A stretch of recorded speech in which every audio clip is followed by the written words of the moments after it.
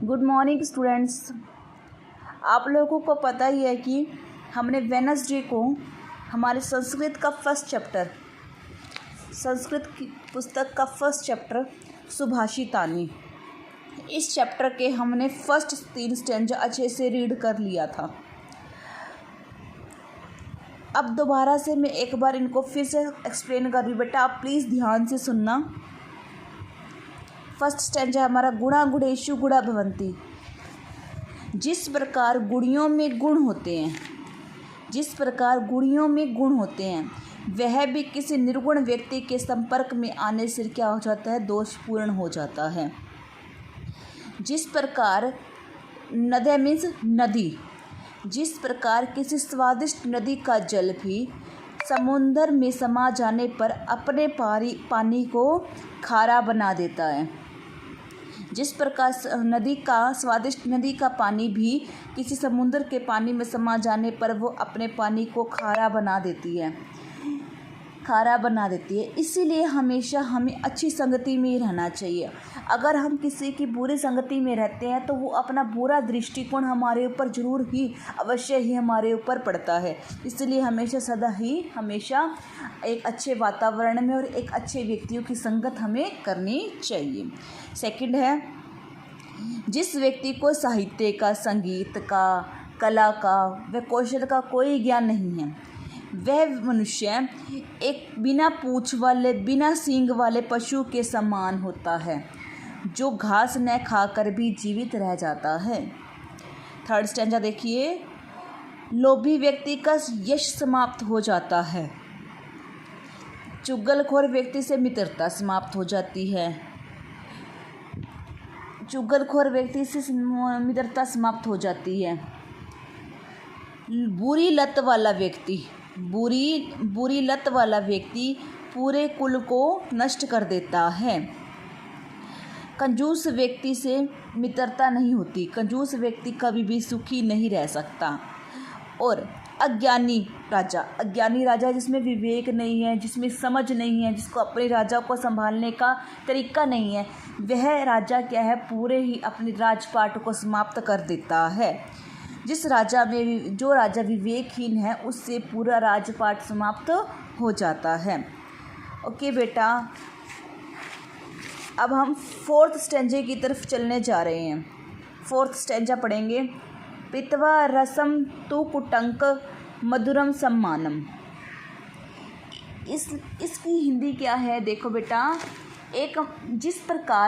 जिस प्रकार मधुमक्खी फूलों से कड़वे रस को पीकर भी, कड़वे या मीठे रस को पीकर भी क्या बनाती है, एक मीठा रस ही हमें प्रदान करती है। क्या है, हमें पता तो नहीं है कि मधुमक्खी कौन सा रस पी रही है, मीठा पी रही है या कड़वा पी रही है, लेकिन हमें मधुमक्खी से किस प्रकार का रस मिलता है, हमेशा ही हमें मीठे शहद मिलता है। जिस प्रकार मधुमक्खी मधुर या फिर कड़वे रस को पीकर ही हमें हमेशा क्या देती है, मधुर मीठा शहद ही प्रदान करती है। उसी प्रकार एक सज्जन व्यक्ति या फिर सज्जन व्यक्ति जो है, संत पुरुष जो है, वो लोगों की कड़वी या फिर मीठी वाणी को सुनकर भी हमेशा हमें सुंदर वचन ही प्रदान करते हैं, मतलब एक अच्छे विचारों का निर्माण करते हैं। जो सज्जन पुरुष होता है, चाहे तो वह किसी से अपनी बुराई ले, चाहे वो किसी से अपनी अच्छाई ले, लेकिन वो किस प्रकार के हमें वचन देता है, वो हमें हमेशा वचन एक अच्छे ही देगा। अपने मधुर वाणी से लोगों ने प्रशंसा का पात्र बनेगा। ठीक है बेटा, एक बार दोबारा से देख लो। जिस प्रकार मधुमक्खी मीठा या कड़वा शहद पीकर, रस पीकर हमें हमेशा मधुर रस ही प्रदान करती है, उसी प्रकार संत पुरुष लोगों की कड़वी व मीठी बोली को सुनकर हमें हमेशा मधुर वचन ही बोलते हैं। हमें हमेशा संतों की मधुर वाणी ही सुनने को मिलती है। सेकंड स्टैंजा देखो क्या है, देखो, प्रकृति मीन्स क्या होता है, स्वभाव। ठीक है, महापुरुषों का स्वभाव उसी प्रकार नहीं बदलता। क्या होता है, महापुरुषों का स्वभाव उसी प्रकार नहीं बदलता। मतलब किसी भी सिचुएशन आने पर, कोई भी परिस्थिति आने पर जो महान लोग होते हैं, जो संत पुरुष होते हैं, वो क्या अपने स्वभाव को किसी भी परिस्थिति में चेंज नहीं करते। चाहे उनके पास दुख हो जाए, चाहे वह सुख का अनुभव करे, हर समय पर, हर काल में वो अपने आप को सर्वश्रेष्ठ ही जताते हैं। मतलब वो सबसे अच्छे होते हैं। वो किसी भी परिस्थिति में अपना रंग रूप, अपने गुण दशा नहीं बदलते। मतलब महापुरुषों का स्वभाव उसी प्रकार नहीं बदलता जिस प्रकार संख्यासु में संख्या, जिस प्रकार 9 संख्या जो है ना, वो किसी भी अंकों में गुणा करने पर अपना स्वभाव नहीं बदलता। जो क्या है, जो 9 संख्या है, जो 9 संख्या है, वो किसी भी परिस्थिति में अपने स्वभाव को किसी संख्या से भी गुणा करने पर अपना स्वभाव नहीं छोड़ती। ठीक उसी प्रकार हमें भी अपनी किसी भी सिचुएशन पर, कभी भी परिस्थिति पर, किसी भी परिस्थिति पर किसी प्रकार का कोई भी अपने आप में चेंज नहीं लाना चाहिए। हमें सुख व दुख को हमेशा सम करके देखना चाहिए। थर्ड स्टैंजा देखो बेटा। अब स्त्रियाँ मीन्स औरत, ठीक है। स्त्रियाँ मीन्स औरत। अच्छी, रोचमनाया मीन्स अच्छी लगने पर, ठीक है, अच्छी लगने पर। जिस परिवार में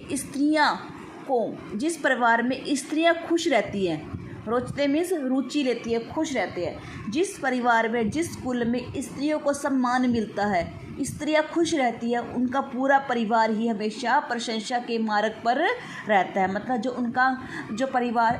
जिस परिवार की स्त्रियों को सम्मान व इज्जत मिलती है, वह सुख मिलता है, वो परिवार क्या हमेशा ही चढ़ते क्रम पर रहता है। उस परिवार में कभी भी कोई भी कष्ट नहीं आता। तस्य तब रोचमनाया मीन्स क्या, जिस परिवार में स्त्रियां खुश नहीं रहती, जिस परिवार में स्त्रियों को असम्मान रूप दिया जाता है, भेदभाव किया जाता है, खुश नहीं रखा जाता, दुख कलेश होते हैं, उस परिवार का पूरा कुल ही नष्ट हो जाता है। पूरा परिवार ही दुख के सागर में घिरा रहता है। ठीक है बेटा। इसलिए हमें स्त्रियों को अपने सम्मान से और परिवार को मजबूत बनाने का क्या करा हुआ है, मजबूत बनाने का अधिकार प्राप्त है कि स्त्रियां हमारे संसार का सबसे बड़ा मेन हिस्सा है। ओके बेटा, इन 3 स्टैंजों को आपने अच्छे से अपनी कॉपी पे राइट भी करना है और अच्छे से अपनी कॉपी पे अपने आप लर्न भी करना है। और इसी के साथ आप लोगों ने फर्स्ट पेज की कर लिए थे ये शब्दार्थ। अब ठीक उसी प्रकार आपने सेकंड पेज के शब्दार्थ अच्छे से लर्न करना है और अच्छे से राइट करना है। अब कहने का मतलब क्या है कि आपका फर्स्ट चैप्टर, जो हमारा फर्स्ट चैप्टर है, उसके सभी तो श्लोक आपने राइट करने हैं और शब्दार्थ आपके मतलब आपका डन हो चुका है। आपने उसको अच्छे से तरीके से याद भी करना और लिखना भी है। ओके बेटा, बाय।